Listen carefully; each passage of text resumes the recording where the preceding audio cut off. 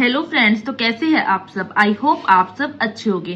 तो आज की इस वीडियो में हम क्या देखने वाले हैं, हम देखने वाले हैं एनसीईआरटी साइंस क्लास 9 और चैप्टर आपका कौन सा है, 5th चैप्टर है। इससे पहले के जो 4 चैप्टर है ऑलरेडी मैंने करा दिया, आप जाके हमारे चैनल की प्लेलिस्ट देख सकते हो। और अगर आपने अब तक चैनल को सब्सक्राइब नहीं किया है तो जल्दी से सब्सक्राइब करें। चैप्टर का नाम क्या है, the fundamental unit of life. Most important chapter है बायोलॉजी का, ठीक है। बेसिक है, मतलब स्टार्टिंग हो रही है, यहाँ से आप 9th क्लास से स्टार्ट कर रहे हो ना, तो बहुत स्टार्टिंग है, अच्छे से करना है आपको।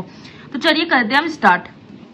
सबसे पहले हम बात करते हैं सेल की, ठीक है। A cell is the basic structure and functional unit of life capable of performing all essential life process, hence it is called the fundamental unit of life. देखिए सेल क्या होती है, हमारी सारी बॉडी किससे मिलकर बनी है, सेल से मिलकर बनी है, ठीक है ना। तो सेल क्या है, basic structure and function unit है हमारे लाइफ की, क्योंकि हमारी पूरी बॉडी किससे बनी है, सेल से बनी है। सेल क्या होते हैं, डिवाइड होते हैं, ठीक है, और मिलते जाते हैं और बनाते हैं हमारे टिश्यू, ठीक है। टिश्यू से बनते हैं ऑर्गेन्स, ऑर्गेन से बनते हैं सिस्टम, और सिस्टम से क्या होता है, पूरा ऑर्गेनिज्म, पूरा जीव बनता है, ठीक है। सबसे पहले हम बात क्या करते हैं, देखिए मैं आपको एक बात बता देती हूँ। यहाँ पे मैंने एक लाइन लिखी है, cell is the building block of life. क्यों कहते हैं भाई सेल को बिल्डिंग ब्लॉक ऑफ लाइफ, क्यों कहते हैं, क्योंकि सेल क्या होती है, डिवाइड होती है। जैसे मैंने आपको ही बताया, डिवाइड होगी, सेल बनेगी और दो आपस में मिलेगी और क्या बनाते हैं, टिश्यू बनाते हैं। सेल मिलके टिश्यू बनाती है, टिश्यू से बनते हैं ऑर्गन, ऑर्गन से ऑर्गन सिस्टम बनते हैं, फिर ऑर्गेनिज्म बनता है, ठीक है। इसलिए सेल को कहते हैं बिल्डिंग ब्लॉक ऑफ लाइफ। ये क्वेश्चन पूछा जाता है, इसलिए मैंने आपको बताया है। अब हम बात करते हैं सेल की डिस्कवरी की, ठीक है।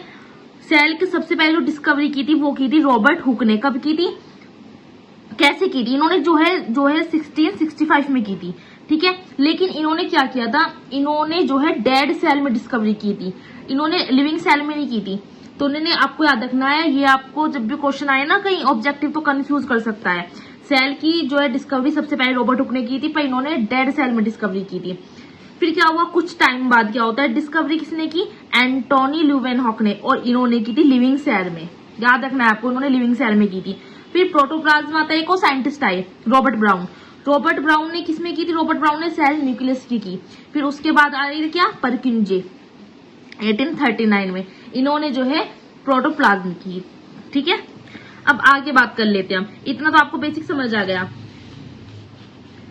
अब यहाँ देख लेते हैं, क्योंकि आपको एग्जाम में क्या होता है, लिखना होता है, और लिखने के लिए आपको नोट्स चाहिए होते हैं, तो मैंने इसे थोड़ा डिटेल में यहाँ पे भी लिखा है।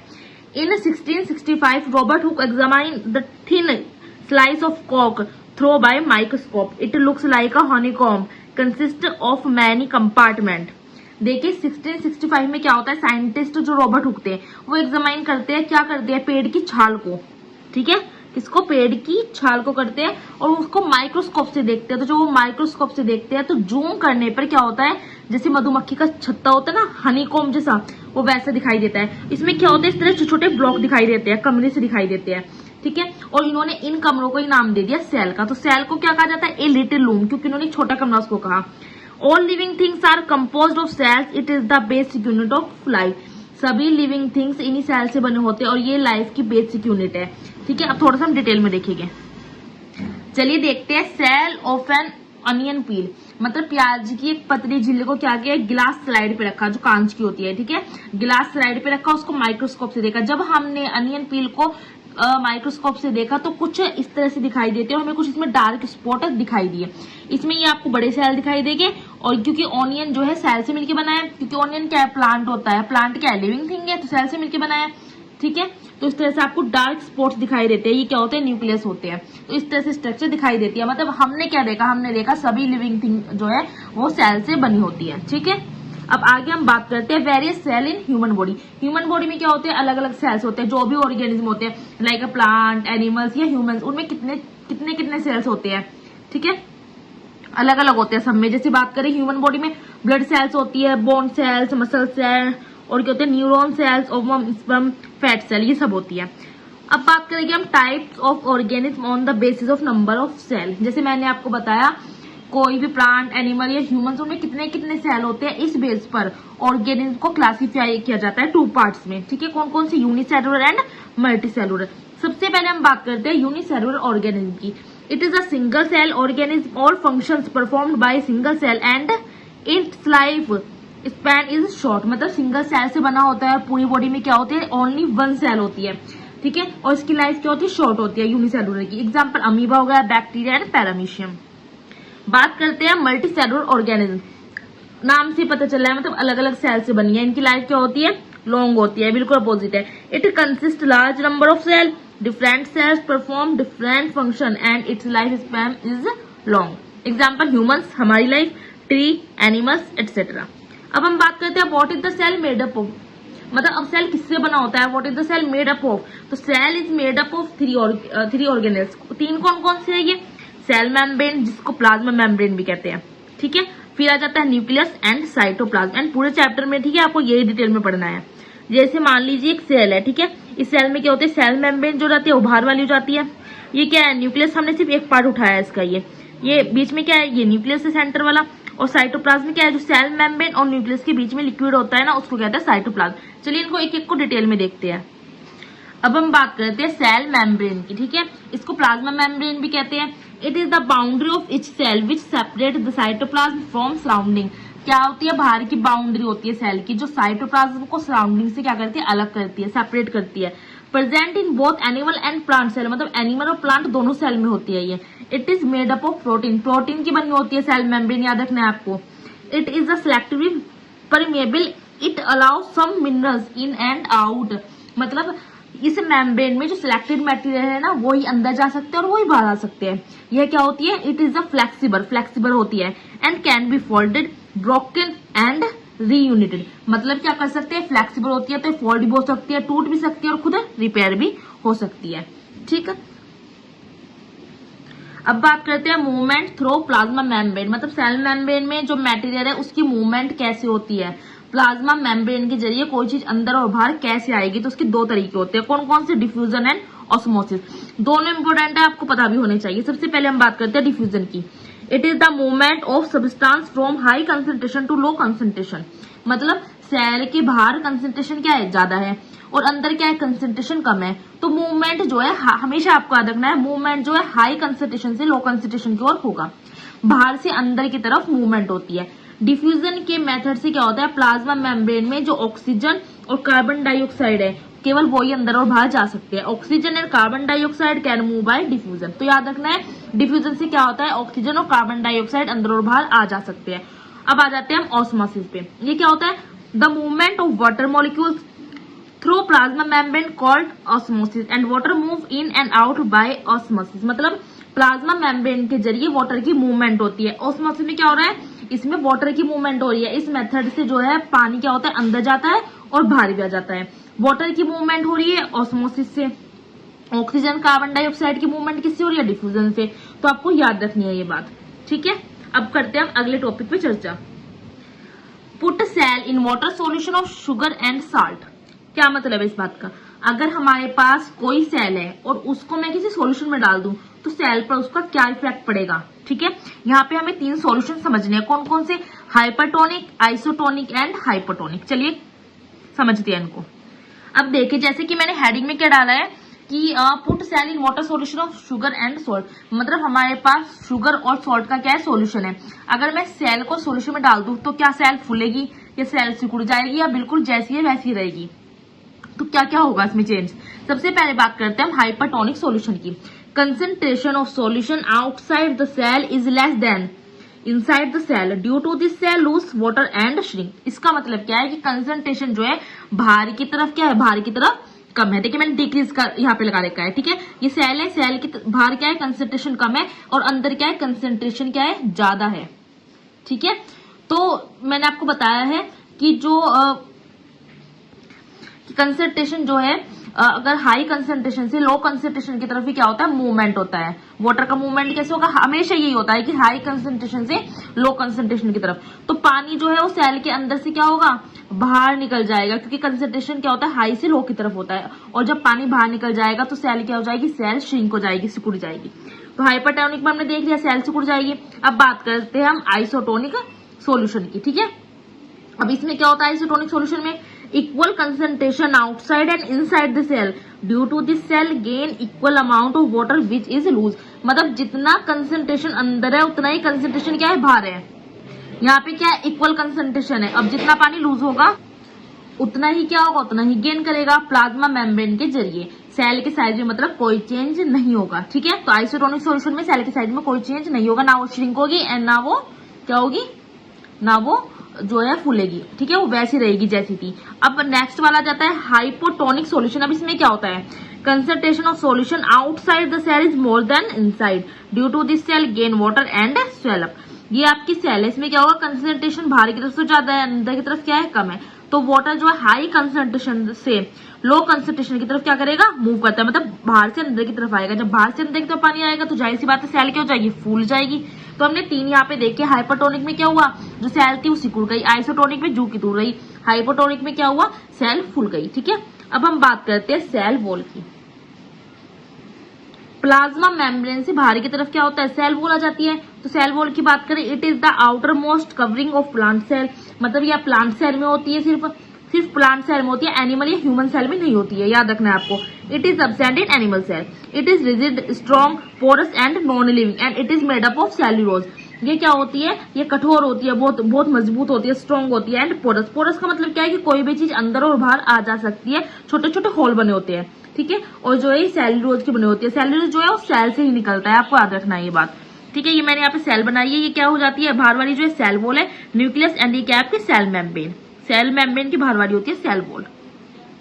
अब हम बात करते हैं न्यूक्लियस की। Head quarter of the cell, मतलब सेल का हेड क्वार्टर कहा जाता है। It direct and control the cellular activities, cell के अंदर जो भी एक्टिविटीज हो रही है, जो भी काम हो रही है, उनको सेलुलर एक्टिविटी कहा जाएगा और उनको कंट्रोल करने का काम ही न्यूक्लियस करता है।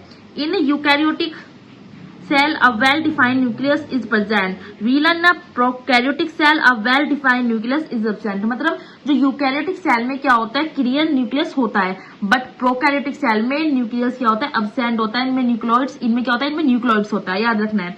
यूकैरियोटिक प्रोकैरियोटिक सेल क्या होती है वो हम आगे डिस्कस करेंगे। Nucleus has a double layer covering called nuclear membrane. Nucleus के बाहर क्या होती है, डबल लेयर वाली एक झिल्ली होती है जिसको न्यूक्लियर मेम्ब्रेन कहते हैं। It contain chromosomes, DNA and protein. Nucleus के अंदर क्रोमोसोम, डीएनए एंड प्रोटीन होता है। डीएनए की फुल फॉर्म आपको याद रखनी है, डीऑक्सी राइबो न्यूक्लिक एसिड होता है। एंड क्रोमोसोम्स क्या करता है, जो पैरेंट्स से बच्चों को गुण मिलते हैं ना, वो क्रोमोसोम में से होते हैं। It contain inheritance of parents. अब बात करते हैं टाइप्स ऑफ सेल की, जो मैंने आपको बताया ना अभी, प्रोकैरियोटिक यूकैरियोटिक, उस पर चर्चा कर लेते हैं। प्रोकैरियोटिक सेल क्या होती है, these are small in size, छोटी होती है साइज में। न्यूक्लियस इज एब्सेंट, न्यूक्लियस नहीं होता। सिंगल क्रोमोसोम प्रेजेंट होता है, for example bacteria. Eukaryotic cell की बात करें तो लार्ज इन साइज, मतलब की साइज में बड़ी है। क्लियर न्यूक्लियस होता है, more than 1 chromosome are present and for example amoeba, human cells. अब हम बात करते हैं साइटोप्लाज्म की। The liquid part of the cell in which the other organelles float is called cytoplasm. मतलब लिक्विड पार्ट सेल का होता है कौन, साइटोप्लाज्म। इसी में सेल की जो ऑर्गेनेल्स है वो क्या करती है, तो फ्लोट करती रहती है, मतलब तैरती रहती है। ठीक है, इसमें भी 2 चीजें होती है, कौन सी, एक तो साइटोसोल होता है, एक सेल ऑर्गेनेल्स होते हैं। साइटोसोल में क्या होता है, द एक्वस कंपोनेंट, मतलब लिक्विड पार्ट को कहते हैं। सेल ऑर्गेनेल्स में क्या होता है, these are the organ of cell which work to keep cell alive, मतलब सेल के ऑर्गेन जो सेल को जिंदा रखने का काम करते हैं। अब साइटोप्लाज्म के सेल ऑर्गेन्स कौन कौन से होते हैं, जैसे एंडोप्लाज्मिक रेटिकुलम होती है, ईआर कहते हैं जिसको, गोल्जी अपरेटस होते हैं, Golgi bodies, ribosome, mitochondria, plastid and vacuoles. यहाँ पे मैंने प्लांट सेल बनाई है ताकि आपको पता चल जाए एंडोप्लाज्मिक रेटिकुलम कहाँ होता है। देखिए अब आप देख सकते हो, गोल्जी बॉडीज ये है, ये वाली छोटी वाली, ठीक है ना, इस तरह होती है गोल्जी बॉडीज। अभी डिटेल में समझाऊंगी ये होते क्या है। ये एंडोप्लाज्मिक रेटिकुलम है जिसमें छोटे छोटे इस तरह से दाने से होते हैं। माइटोकॉन्ड्रिया ये वाली स्ट्रक्चर हो जाती है, ये आपके लाइसोसोम हो जाते हैं। प्लाज्मा मेम्ब्रेन मैंने बताया बाहर वाली हो जाती है। प्लास्टिड हो जाते हैं, ये हो जाते हैं न्यूक्लियस, ये आपका बीच वाला हो गया। ठीक है, तो ये मैंने प्लांट सेल की तरह से स्ट्रक्चर बनाई है। अब हम बात कर लेंगे एक एक ये पर, ठीक है, जो सेल के ऑर्गेनल से कौन कौन से, ठीक है, क्योंकि आपसे एग्जाम में पूछा जाता है। सबसे पहले हम बात करते हैं एंडोप्लाज्मिक रेटिकुलम, जिसको शॉर्टकट में क्या कहा जाता है, ER. It is the network of membrane present in cytoplasm in eukaryotic cell. It transport of materials between cytoplasm and nucleus. यह क्या होता है, नेटवर्क होता है किसका, मेम्ब्रेन का, जो साइटोप्लाज्म में क्या होता है, प्रेजेंट होता है। सिर्फ यूकैरियोटिक सेल में ही एंडोप्लाज्मिक रेटिकुलम होता है, आपको याद रखना है, प्रोकैरियोटिक में नहीं होता। ठीक है, और यह क्या करता है, ट्रांसपोर्ट करता है किसका, मेटीरियल को करता है न्यूक्लियस से साइटोप्लाज्म में और साइटोप्लाज्म से न्यूक्लियस में। अब एंडोप्लाज्मिक रेटिकुलम की बात करें तो 2 टाइप्स की होती है, एक तो हो जाती है आपकी एससीआर, एक हो जाती है आरईआर। एससीआर क्या है, स्मूथ एंडोप्लाज्मिक रेटिकुलम मतलब चिकनी होती है। It is made of tubules. It help in manufacture of fat, steroids, lipids. Ribosomes are absent. मतलब ट्यूब से बना होता है, मैन्युफैक्चर का काम करता है, और इसमें क्या है, राइबोसोम्स नहीं होते। अगर हम आर की बात करें, मतलब रफ नाम से पता चला ना कि स्मूथ एक रफ एंडोप्लाज्मिक रेटिकुलम क्या होता है, it is made of vessels. It manufactures proteins and contain ribosome. ये क्या होती है, वेसल्स से बनी होती है, प्रोटीन का मैन्युफैक्चर होता है, राइबोसोम इसमें होते हैं। याद रखना, एससीआर में राइबोसोम एब्सेंट होते हैं, आरआर में राइबोसोम्स होते हैं। बात करते हैं गोल्जी apparatus या गोल्जी बॉडी की। It is a system of tubules and membranes, bound vessels arranged parallel to each other in stacks called systems. मतलब यह क्या होता है, एक सिस्टम है जिसमें क्या होता है, जो ट्यूब्स और वेसल्स है ये क्या होते हैं, पैरेलल होते हैं एक दूसरे के, मतलब लाइन एक दूसरे के ऊपर लगे रहते हैं लाइन से, जिसको क्या कहते हैं, सिस्टम कहते हैं। अब इसका फंक्शन क्या होता है, lipids are and proteins packed in Golgi body. मतलब लिपिड और प्रोटीन को पैक करने का काम कौन करता है, गोल्जी बॉडी करती है। Transport material inside and outside the cell. Transport करना, सेल जो सेल के बाहर और अंदर मटेरियल को भेजता है या फिर लाता है बाहर, कौन करता है, गोल्जी बॉडी करती है। It help in formation of cell wall. Cell wall को बनाने में भी ये हेल्प करता है। अगले पे कर लेते हैं लाइसोसोम। लाइसोसोम को ये क्वेश्चन पूछा जाता है, सुसाइड बैग किसे कहते हैं, सुसाइड बैग लाइसोसोम को कहते हैं। These are tiny granules containing digestive enzyme. They are bounded by membrane. छोटे छोटे ग्रेन्यूल्स, छोटे मतलब दाने होते हैं, जिसमें क्या होता है, डाइजेस्टिव एंजाइम होते हैं, और इनके बाहर क्या होती है, झिल्ली होती है। फंक्शन की बात करूं, उनके फंक्शंस क्या क्या है। The main function is digestion. They are kind of waste disposal. Cell के अंदर कचरा है जितना भी, ठीक है, उसको क्या करता है, डिस्पोजल करता है। मेन फंक्शन इसका क्या है, डाइजेस्ट करना। Help in digestion of foreign and cell material. जो मटेरियल है उसको डाइजेस्ट करना, जो भी सेल को क्या करती है, हार्म पहुंचाती है। ठीक है, अब बात करते हैं माइटोकॉन्ड्रिया। माइटोकॉन्ड्रिया को जैसे कि पावर हाउस ऑफ सेल कहते हैं। पूछा जाता है कि पावर हाउस ऑफ सेल किसे कहा जाता है, तो माइटोकॉन्ड्रिया को। And it is a rod shaped structure in cytoplasm and it is only present in eukaryotic cell में केवल प्रेजेंट होता है ये। फंक्शन की बात करें तो it is the main function of produce and store energy in the form of ATP. क्या क्या करता है ये, जो मेन फंक्शन जो इसका है वो प्रोड्यूस करता है और स्टोर करता है किसको, एनर्जी की। किसकी फॉर्म में, एटीपी की फॉर्म में। एटीपी की फुल फॉर्म क्या होती है वो मैंने लिख रखी है, एडिनोसिन ट्राइफॉस्फेट। एग्जाम में पूछ जाता है। इट हैव देयर ओन, इसका खुद का डीएनए राइबोसोम भी होता है, ये आपको याद रखना है। बात करते हैं प्लास्टिड की। These are found in the cell of plant and algae. Plant and algae में पाया जाता है। फंक्शन क्या है, plastid are responsible for manufacturing and storing of wood. Food का स्टोर करता है एंड मैन्युफैक्चरिंग में काम आता है इसका। वैक्यूल्स का काम क्या होता है, these are membrane bound region which contain water, amino acid, sugar, acid and proteins. And vacuoles are small in animal cell and very large in plant cell. Vacuoles क्या होते हैं, जो छोटे से होते हैं एनिमल सेल में, लेकिन प्लांट सेल में काफी बड़े होते हैं। फंक्शन क्या है इनका, स्टोरेज ऑफ मटेरियल्स, स्टोरेज करना मटेरियल्स का, like water, amino acid, sugar, acids and proteins. चलो ये तो हमारा कंप्लीट हो गया। अब हम बात करते हैं नेक्स्ट टॉपिक जो है आपका सेल डिवीजन का। ये बच्चों को नहीं समझ आता। देखिए, new cell are formed to grow, replace and old cell. Cell division में क्या होता है, मतलब एक सेल ब्रेक होकर दो सेल में कन्वर्ट हो जाती है या अलग अलग सेल में कन्वर्ट हो जाती है, उसे कहते हैं सेल डिवीजन। सेल का डिवीजन हो रहा है। अब नए सेल बनते हैं और ग्रो भी करते हैं। तो यहाँ पे दो प्रोसेस होते हैं, एक तो मेटासिस का होता है, एक मियोसिस का होता है। मेटासिस में क्या होता है, the process of division of cell for growth is called mitosis and in this mother cell divided into two daughter cell. मतलब क्या है मिटोसिस में, देखिए मैं सिंपल सी लैंग्वेज में समझा देती हूँ। जो सेल का डिवीजन ग्रोथ के लिए होता है, किसके लिए, ग्रोथ के लिए होता है, वो मिटोसिस हमारा प्रोसेस होता है। ठीक है, जब ग्रोथ के लिए होता है सेल का डिवीजन। और इसमें क्या होता है, एक मदर सेल से, देखिए मैंने डायग्राम बनाया है, मेटोसिस में क्या होगा, एक मदर सेल से दो डॉटर सेल फॉर्म होती है। अब मियोसिस में क्या होता है, देखिए समझिए, it is the process in which a single cell divided twice and to form four daughter cell. This cell are the gametes, sperm in male and egg in female. मतलब क्या है मियोसिस में, जो सिंगल सेल है, यहाँ पे single cell का क्या होता है, दो बार डिवाइड होती है और यहाँ पे क्या बनती है, चार डॉटर सेल बनती है। एक मदर सेल से उसका दो बार क्या होगा, ये दो बार डिवाइड होगी और चार डॉटर सेल बनती है। ये प्रोसेस जब होता है जब नया ऑर्गेनिज्म बनता है। मैंने बताया आपको मेटोसिस क्या होगा, ग्रोथ के लिए, जब सेल का डिवीजन तब होता है ग्रोथ के लिए। और मियोसिस में क्या होगा, जब नया ऑर्गेनिज्म बनता है। तो चैप्टर हो जाता है यहाँ पे आपका कंप्लीट। स्टार्टिंग से दिखा रही हूँ, वीडियो को पॉज करना है और चित्र आपको समझना है, नोट्स बनाने हैं। वीडियो को आपको अच्छे से देखना है, नोट्स को क्या है, आपको नोट्स बनाते चलने हैं, ठीक है। अगर नोट्स नहीं बनाओगे तो आपकी तैयारी नहीं हो पाएगी, फिर आप नोट्स बनाओगे तो आपको याद भी रहेगा। और इजी लैंग्वेज में मैंने बनाया है इस वजह से, ताकि आपको इजीली आपको समझ आ जाए और आप अच्छे से इनको लर्न भी कर लो, ठीक है, क्योंकि एग्जाम में आपको पता है लिखना होता है।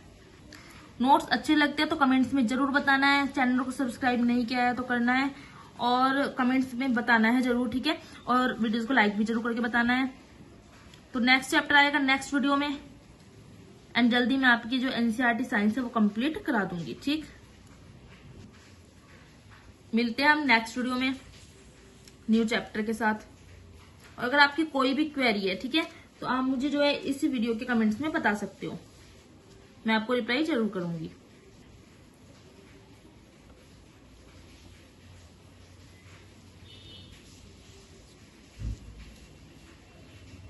और अगर आपको किसी और सब्जेक्ट के ऐसे ही हैंडमेड नोट्स चाहिए तो आप हमें कमेंट्स में बता सकते हो। हम पूरी कोशिश करेंगे कि आपको जल्दी से नोट्स प्रोवाइड करा दे।